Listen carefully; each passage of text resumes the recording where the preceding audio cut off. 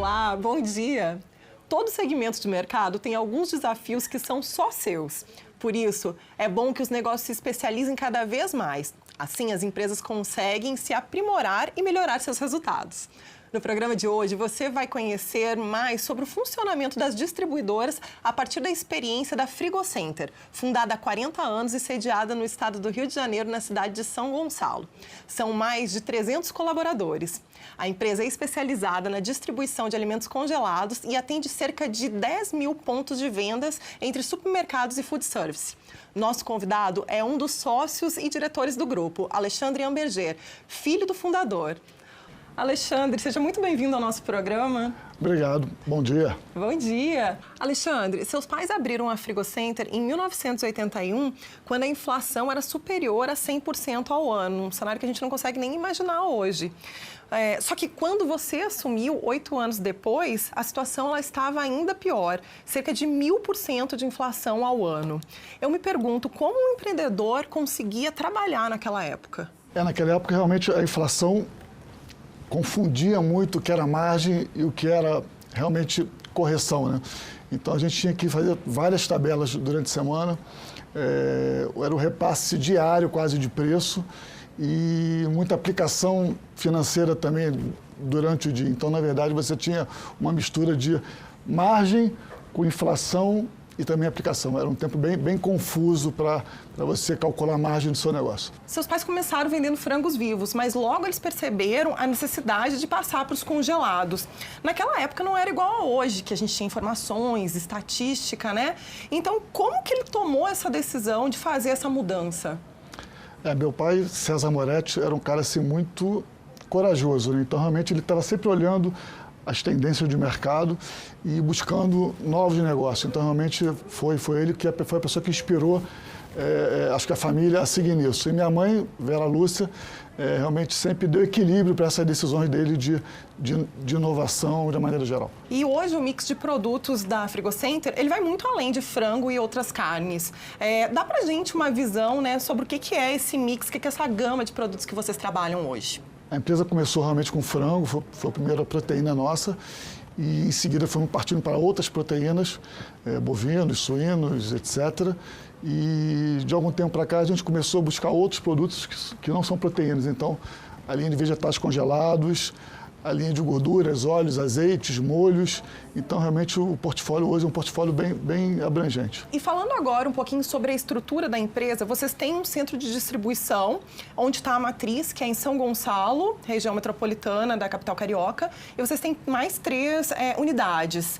Onde elas estão e por que vocês definiram essas localizações? Nós temos a primeira filial em Santo Antônio de Pádua, fica no noroeste do estado do Rio, fica a 250 quilômetros da nossa matriz, então realmente foi definida para atender o norte do estado do Rio.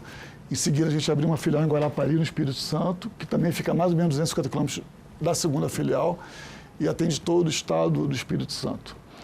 E a terceira filial em Minas Gerais, fica em Juiz de Fora, basicamente a localização de acordo com a tributação do estado de Minas, que nos obriga a ter uma filial dentro de Minas. Então, realmente, a distância é um fator principal e a tributação é um segundo fator importante.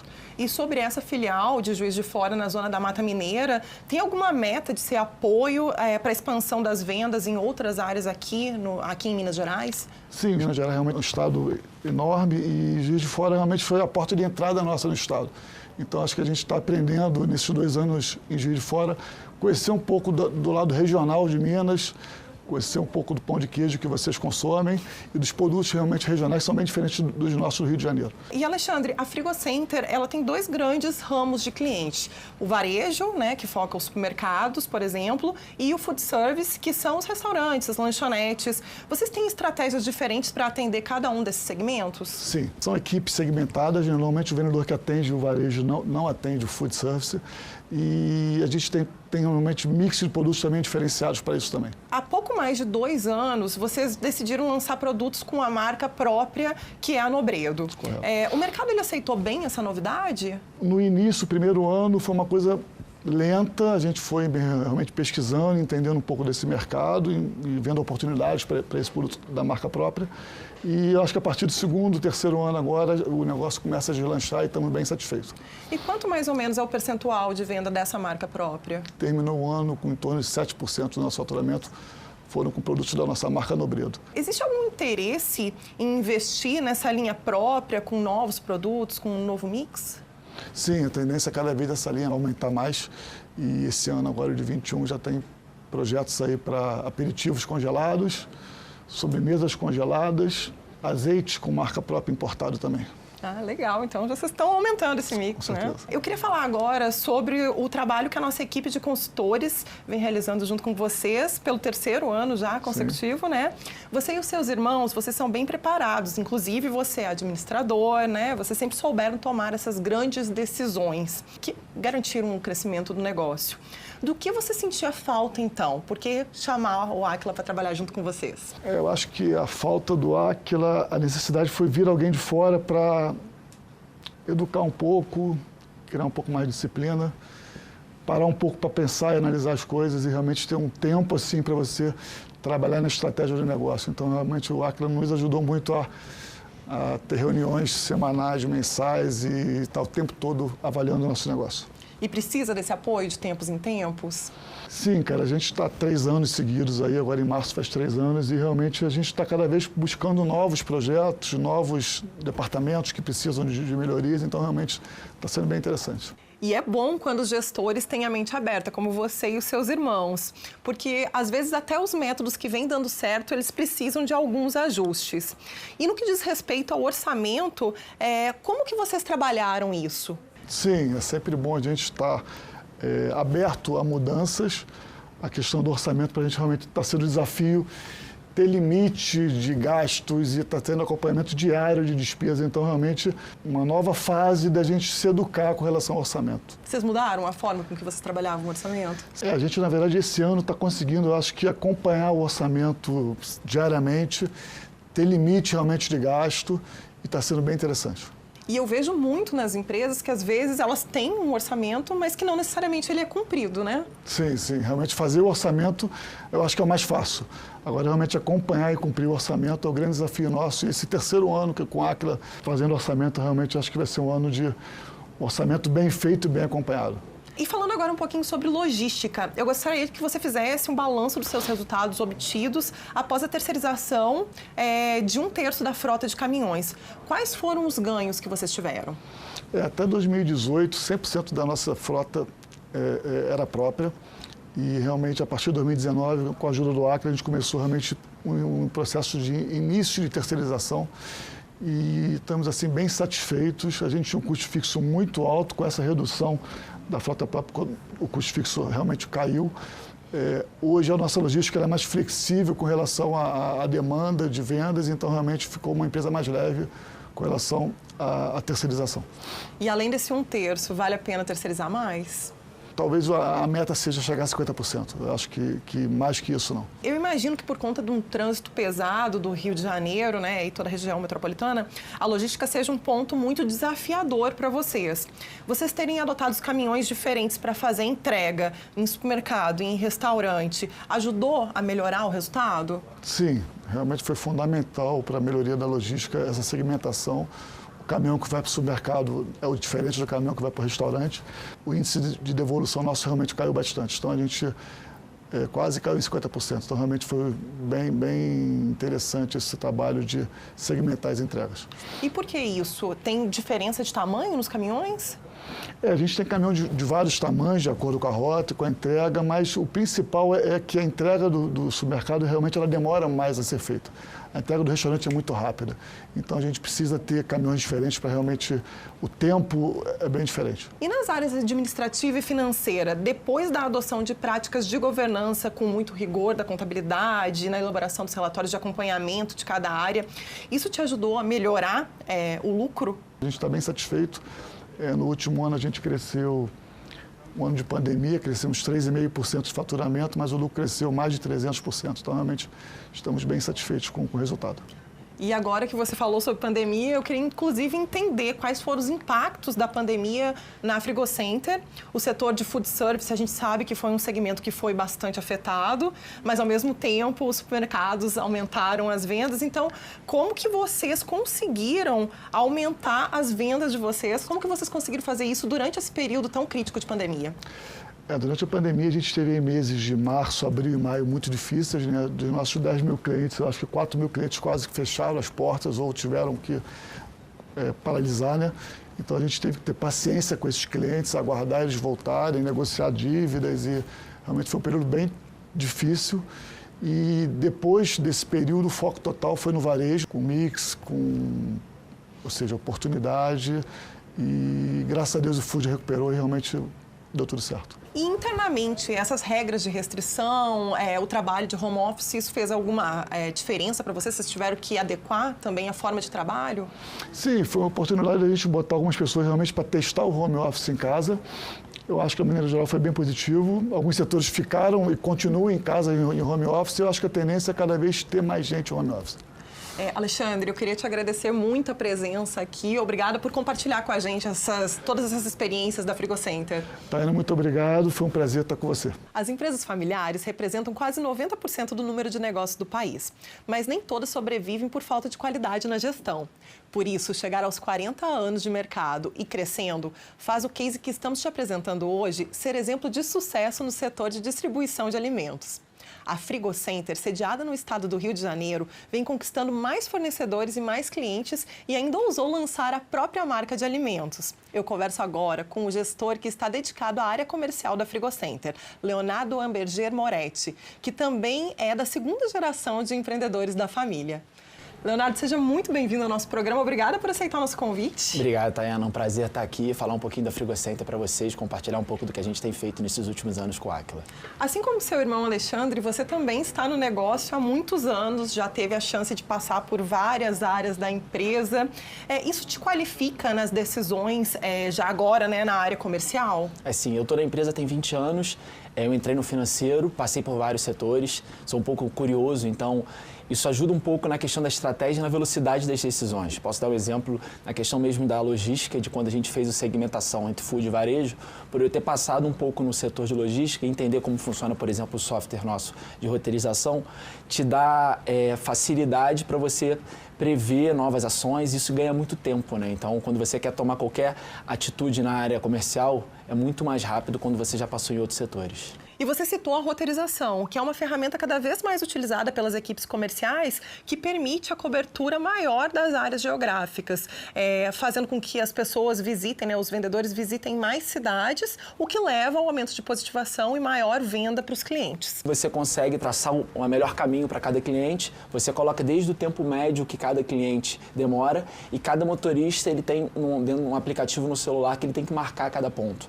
É legal que toda essa informatização faz que o representante também saiba quando o cliente recebeu a mercadoria online, então na hora que a mercadoria descarrega no cliente, o vendedor já vai saber que essa mercadoria já foi entregue, você acompanha diariamente qual vai ser o custo de cada caminhão, o tempo médio. Então assim, agiliza muito, facilita, quando o cliente quer saber onde está a mercadoria, você consegue rastrear onde está o caminhão, você sabe a ordem, então para a gente que é da área comercial é um ganho substancial. Você tem equipes diferentes para atender o varejo com os supermercados e outra que foca mais no food service com os restaurantes e as lanchonetes? Sim, na verdade, alguns anos atrás a gente segmentou as equipes, isso nos grandes centros, onde a gente consegue ter massa crítica para isso. Então, a gente chega a ter até mais do que 2 equipes. Você tem hoje o representante que vai fazer o restaurante, a churrascaria, a pizzaria. Você vai ter o representante que vai fazer o pequeno varejo. E você ainda tem o representante que faz as grandes contas, que também é um outro perfil de atendimento. Então, com isso você entende que você chega melhor, com conhecimento maior para aquele segmento. Isso ajuda, então, a pessoa que está lá trabalhando, esse vendedor, entender melhor cada um dos mercados? Sim, acho que tem vários ganhos. Você tem desde a questão do treinamento, quando você vai capacitar essa pessoa, em vez de ele ter que falar de 1.200 SKUs, que é o que a gente tem, ele vai falar de um mix muito menor, que é só para aquele canal. Você, na hora que você também treina, você consegue para o seu fornecedor, para a sua indústria, fazer um treinamento específico só para aqueles representantes que atendem um canal específico.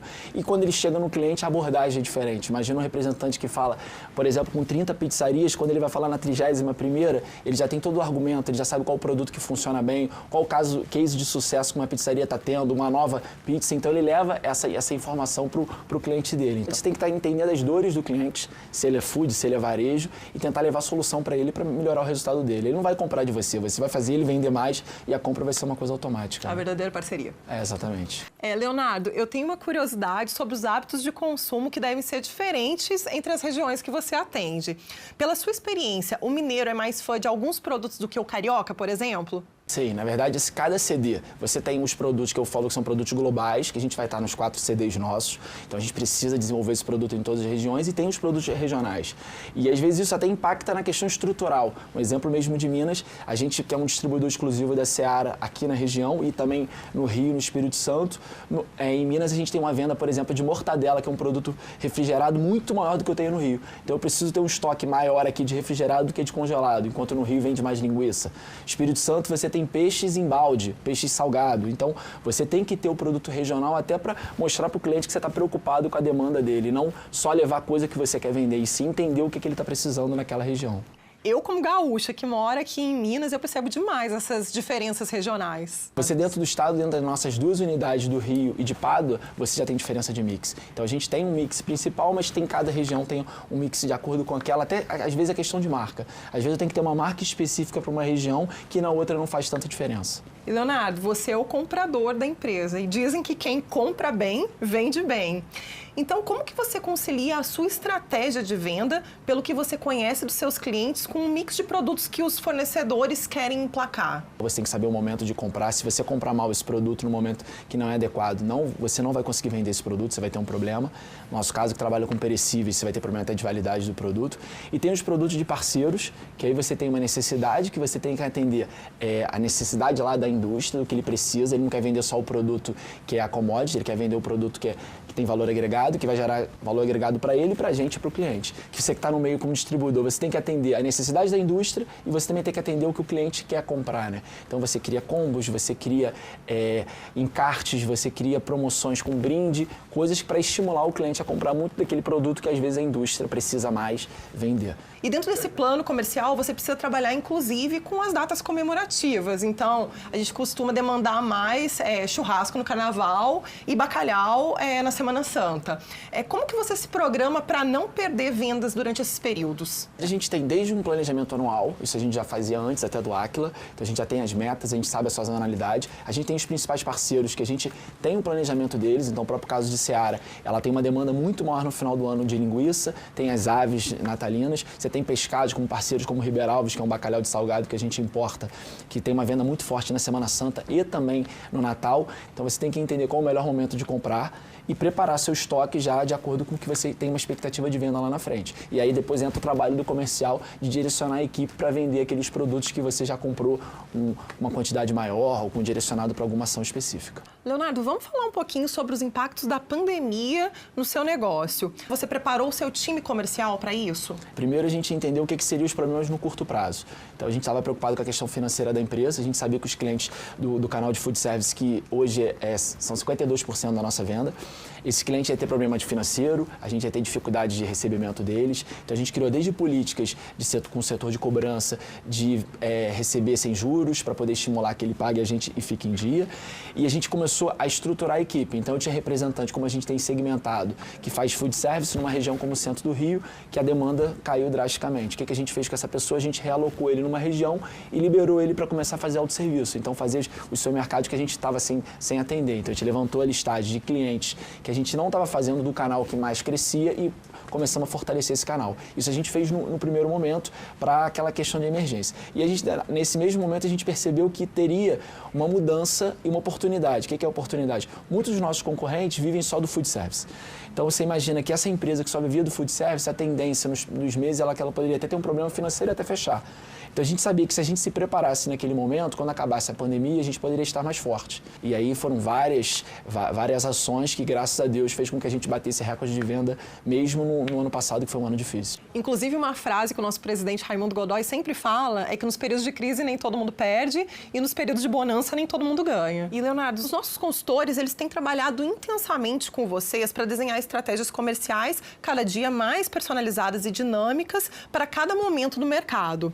O segredo para acertar é muita pesquisa e muita análise? Eu acho que assim, você precisa tentar escutar mais. Eu acho que um dos maiores acertos nossos foi começar a fazer pesquisa com os clientes, pesquisa com a nossa força de vendas. Às vezes a gente, uma empresa ter 40 anos, a gente tem um pouco de arrogância de achar que a gente já sabe tudo. Então, muito do que a gente fez durante a pandemia foi porque a gente escutou a equipe, escutou os clientes, fizemos um estudo até dos concorrentes, fizemos uma análise de SWOT para entender o que um concorrente faz que a gente não faz, por que eles fazem, qual que seria a dificuldade de a gente implantar e quais são os nossos diferenciais em relação a eles. Então, quando a gente separa e começa a fazer essa análise e entender esse mercado, com certeza você tem como suas ações serem muito mais corretas. E foi essa escuta mais atenta que fez surgir a venda fracionada? Na verdade, foi uma demanda que já existia, a gente evitava porque a gente sabe que tem um custo alto, não é simples, você envolve vários setores da empresa, mas quando você escuta de um cliente que ele tem um mix enorme com você, mas ele não compra determinados produtos porque a sua caixa é muito grande, ele consegue comprar, às vezes, de um concorrente que é muito forte também, você fala, cara, eu tenho que me preparar para atender esse cliente, porque o nosso objetivo é atender o cliente, quem paga a conta é ele.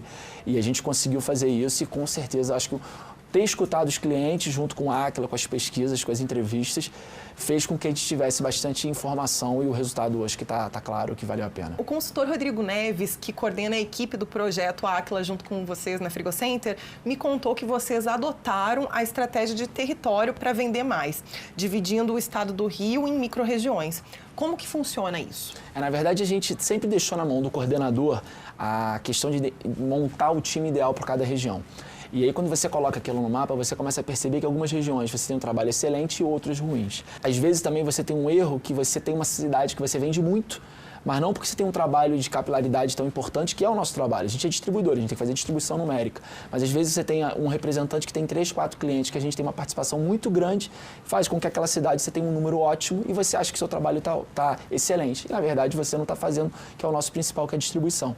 E aí o que a gente começou junto com a Aquila? A gente sentou, criamos um índice. O que esse é o índice Frigocenter? A gente definiu os clientes por 3 faixas, de acordo com uma população, pelo tipo da cidade, então se é uma cidade grande ou pequena, isso interfere no índice. E a gente tem hoje mapeado quais cidades que a gente tem, é o verde, que está perfeito, dentro do nosso índice, tem as cidades em amarelo, que é onde tem que evoluir, as vermelhas que a gente está atrás. E hoje todo o time tem essas cidades, todo mês a gente fecha e isso está dando também um direcionamento para a equipe onde eu preciso aumentar vendedor, quais são as regiões que eu preciso melhorar a logística, quais regiões que eu preciso fazer um plano de ação mais forte para tentar trazer essa cidade também para a área verde. E uma parte importante do trabalho com a Aquila não abre mão é de fazer realmente as reuniões com disciplina, com todos os líderes. E pela minha própria experiência como consultora, eu sei o quanto que esse alinhamento, trabalhar dessa forma, faz diferença. Qual é a sua percepção sobre o amadurecimento da equipe nesse sentido? Eu acho que quando você começa a criar rotina de ritual, de reunião com resultado, onde você tem todo um comitê que vai estar julgando, querendo ou não, o resultado do outro setor, faz com que todo mundo tenha que sair da zona de conforto. Então, eu acho que essa rotina foi implantada primeiro com a diretoria e depois com gerência, e aí foi descendo para vários tipos de cargo e níveis da empresa. Acho que faz a grande diferença até para a estratégia da empresa chegar no final. Então não adianta nada eu, no meu setor, querer uma coisa, o Alexandre do outro setor dele querer outra, uma irmã querer outra coisa, que a gente não vai conseguir. Quando você senta todo mundo e define ali as estratégias e vai tendo os ajustes, é o primeiro passo para você começar a profissionalizar a empresa, a questão mesmo das rotinas, dos números, de acompanhar isso. Todo mundo trabalhando alinhado. Sim. E logo no começo da consultoria, quando foi feito o diagnóstico do nível de gestão da equipe, quase toda a empresa se apresentava na faixa branca. Você se assustou com isso, não foi? Sim, na verdade, sim. Quando você analisa que você está numa empresa que na época tinha 37 anos, que estava bem, com uma saúde financeira boa, crescendo, com vários fornecedores interessados em você distribuir, você ainda acha que você é faixa branca, assusta um pouco. Mas quando você olha e faz uma autocrítica, você percebe sim que a gente precisava evoluir muito o processo, precisava comunicação melhor entre as áreas, então não foi ruim, assusta, mas é bom você saber e saber que você tem um campo grande para se desenvolver ainda. Vamos aproveitar e explicar como a Aquila classifica os níveis de gestão conforme as faixas de desempenho dos atletas de judô. A faixa branca é o primeiro nível, quando criamos a base da gestão focada em resultados. Depois vem a faixa amarela, quando a empresa desenvolve o controle dos resultados por meio de processos bem organizados. Assim como no judô, a faixa verde é a terceira. E a partir dela, o negócio desenvolve o controle estatístico dos processos, o que garante um nível elevado de acompanhamento para a execução das metas e dos resultados, aumentando a eficiência. A faixa marrom vem em seguida.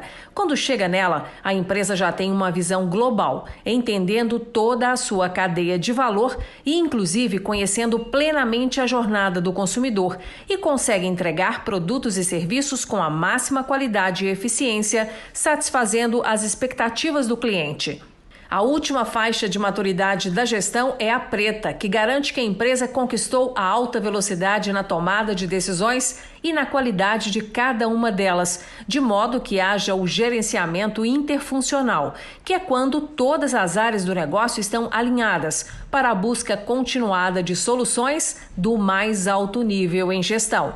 As empresas faixa preta surpreendem o mercado com soluções inovadoras e se tornam referência para consumidores e concorrentes. E agora que a gente passou aqui por todas as faixas, vocês se veem já evoluindo nelas? E outra pergunta, vocês pretendem chegar na faixa preta? Eu acho que é questão até de sobrevivência. As empresas que não pensarem em inovar, não chegar nesse estágio, elas não vão sobreviver. A Frigocenter tem 40 anos, se a gente continuar fazendo a mesma coisa sempre, a gente não vai ter esse resultado. Então, eu acho que você tem que ter uma evolução contínua, você tem que estar buscando inovar. Você vê que hoje o mercado, em qualquer setor hoje, as mudanças são muito grandes, setores acabam, são novos que criam. Então, eu não posso mais pensar só em comprar e vender e atender o cliente. Eu tenho que pensar muito lá na frente o que eu posso fazer para que esse cliente seja fiel a mim e que eu seja importante na cadeia e gere valor para ele. Então, tem que pensar na faixa preta. Em algum momento a gente tem que chegar lá. É isso mesmo. E fazer esses vínculos também com a gestão da empresa, né? Porque Sim. A gente não consegue trabalhar separado, né? Sim, não. A empresa inteira tem que caminhar junto. Não adianta você ter um setor mais evoluído e outro não, que você não vai atender as necessidades do cliente. Até porque você precisa da retaguarda para atender ele bem, né? E para a gente encerrar, eu quero entender os impactos de todas essas mudanças pelas quais a Frigocenter está passando. Isso tem ajudado vocês a atrair novos parceiros comerciais, novas indústrias? O mercado, ele percebe essa evolução no negócio de vocês? Na verdade, quando você começa a melhorar a sua distribuição, acho que a distribuição é o mais importante. A indústria, ela vai sempre pesquisar antes de buscar um fornecedor e percebe que esse distribuidor está em vários pontos de venda, isso é muito positivo. É óbvio que ele vai procurar esse distribuidor que faz esse trabalho de excelência. Então, acho que é natural. Eu acho que a vantagem do Aquila hoje é que a gente também consegue qualificar mais quem entra. A gente não coloca qualquer fornecedor dentro da nossa estratégia que foi criada, de acordo com os canais. Então, para mim, não adianta botar qualquer tipo de produto no meu negócio. Tem que ser um produto que atenda realmente o cliente. Então, acho que você crescendo e evoluindo, você acaba que você vai ficando mais conhecido. Frigocenter, graças a Deus, sempre teve um nome muito forte por toda a família, pelo que meu pai e minha mãe criaram, meus irmãos que são mais velhos. Então, a gente, na verdade, tem que dar continuidade a esse nome e continuar sendo uma empresa inovadora no nosso segmento. Não adianta, a gente foi um dos primeiros a botar palma e a gente tem que estar sempre, agora está entrando no digital, a gente tem que estar sempre na frente dos concorrentes. E fazendo isso, com certeza, o mercado vai estar sempre ofertando coisas melhores para a gente. Leonardo, parabéns, então, por toda a trajetória da Frigocenter e muito obrigado por estar aqui com a gente hoje. Não, obrigado a vocês. É um prazer falar da Frigocenter. A gente vive disso e tantas pessoas que dependem dela. Então, a gente poder falar para mais pessoas o que a gente faz e como a gente ama fazer isso é bem prazeroso. Obrigado. Muito sucesso para vocês. Ficamos por aqui. Para rever ou compartilhar nosso programa, é só acessar o YouTube da TV Band Minas ou do Aquila. Querendo falar com os nossos consultores, estamos acessíveis pelas redes sociais ou pelo nosso site. Semana que vem estaremos de volta com mais técnicas e cases de gestão para te ajudar a ser um gestor excelente. Obrigada pela audiência e até lá!